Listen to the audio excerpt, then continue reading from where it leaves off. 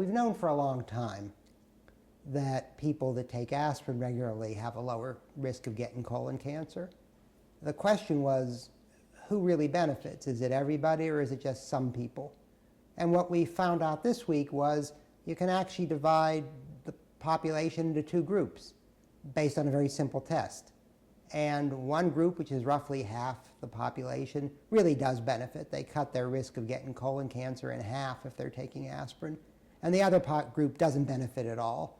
So knowing which group you fall into is really worthwhile, because if you're going to cut your risk of colon cancer in half, maybe that's worth doing, particularly if you're at risk for colon cancer, because maybe somebody in your family's had it, or maybe you've already had colon polyps.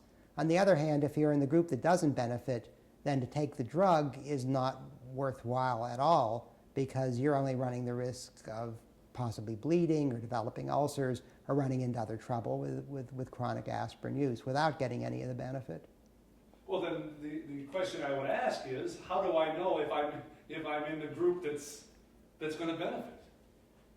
Well, what we described in this paper is a very simple test.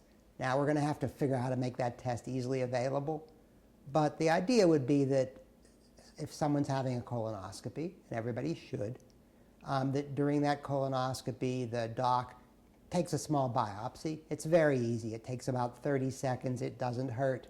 It has very low risk of harm. And he would take the tissue from the colon, from that biopsy, and he'd send it to the hospital pathology lab, and they would run this very simple test that we invented and described in this paper to measure whether you are high in the amount of a substance called 15-PGDH or whether you're low. And PGDH kind of acts like the body's own aspirin.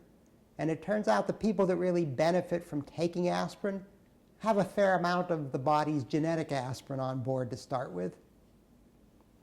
It's as simple as that.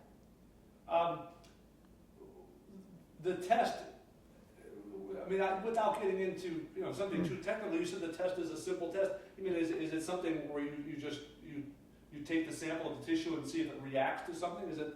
Yeah, take the sample of the tissue, you extract what's called RNA, and you measure the amount of RNA that is there for this PGDH substance.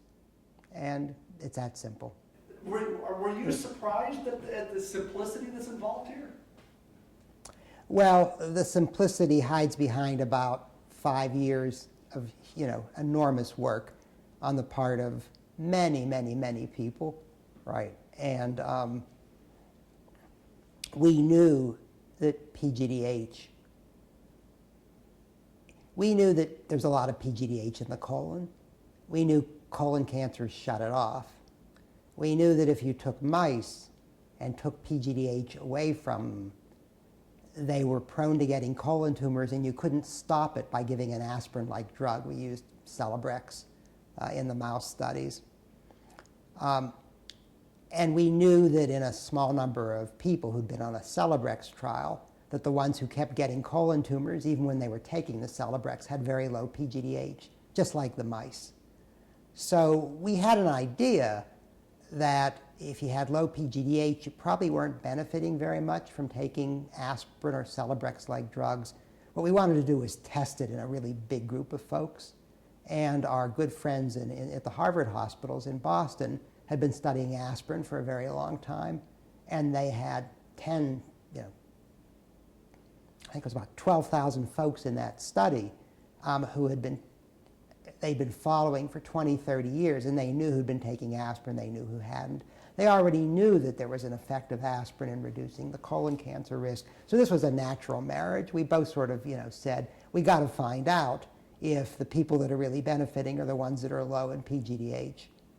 So we weren't shocked that there was going to be an effect. What I think shocked us was how big the effect was.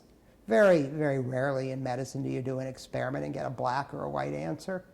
Right? It's usually sort of, well, a little bit of this and a little bit of that.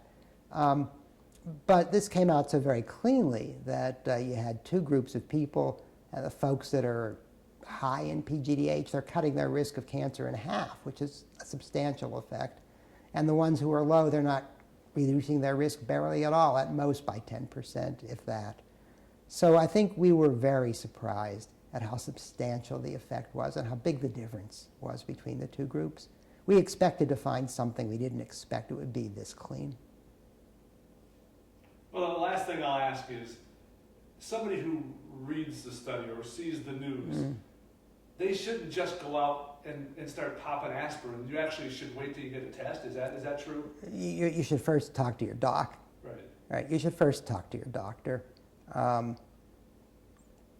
The average person walking down the street has about a 6% risk of getting colon cancer during their lifetime. But for some people, it's much higher.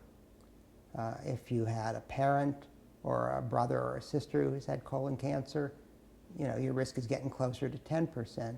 If you've had colon polyps already, your risk is higher again. So the first question is, what's your risk? And then, what's the benefit of taking aspirin? If you've got a high risk and you've also got high PGDH suggesting you might benefit from aspirin, then maybe it's a good idea to do it, to take it. Now, one of the things we're going to have to figure out is how do we get this test and make it available, so people can get it. Right now, it's available, in my lab, and that doesn't do anybody any good, right? So we have to get it into hospital laboratories. What didn't I ask you that's important? So first, what people need to know, what people need to be reminded of, is colon cancer is the second leading cause of cancer death in the United States. This year, about 50,000 people are going to die from it. And people need to be screened for colon cancer. Everybody should get screened. If you're over 50, you should have a colonoscopy. If you're African American, you're at higher risk. You should probably have a colonoscopy if you're 40 and above. Okay? So the first thing folks need to know is that this is a disease for which screening works, and folks should go and they should be screened. We should be doing something to cut the death rate from this disease, and I'm hoping that the combination of screening and then using, drugs like aspirin in folks who will benefit from it can make an impact on reducing the death rate from colon cancer. The other thing I'm happy to say is that we're really lucky here in Cleveland. We have tremendously outstanding medical centers, and I'm proud to see that this work was done here in Cleveland, and we couldn't have done it without the support both of the Case School of Medicine and the University Hospitals of Cleveland Seidman Cancer Center. So my thanks to them. They made it possible.